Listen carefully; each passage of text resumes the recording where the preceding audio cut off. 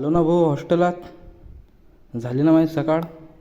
उठलो मग काय माझे कामं गिमं केले जरासे आणि संडासात गेलो जरा. मग घेतलं टूथब्रश आणि चांगले घासत बसलो.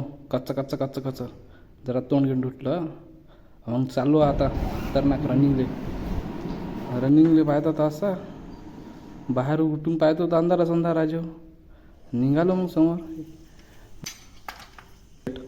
पाहतो बाहेर तर अंधार कुत्रे एकदम रोडानं कोणीच नाही. मग मस्त जरा असं वर्कआउट केलं खतरनाक एकदम.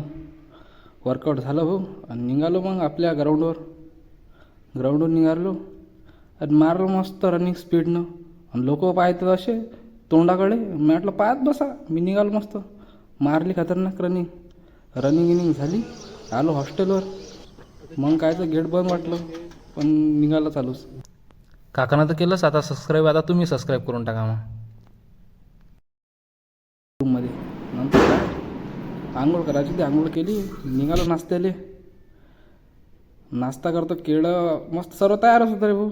मग गेलो जिममध्ये गेल्यानंतर पोट्टेने दाखवले फेव मारलं. जरा वर्कआउट केलं खतरनाक आणि मोठं वेट उचललं खतरनाक पोट्टेसमोर. येल्लो फक्त उचललं नाही. उचलणं झालं तर पाहिजे माहिती. हां राहू दिलं.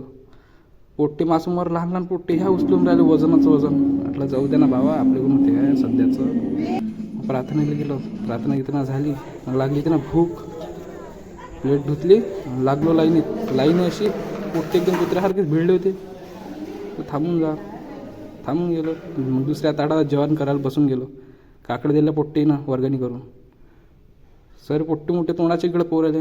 गेलो भाऊ रूममध्ये एडिटिंग केली आणि जरासं टाकून दिलं आपला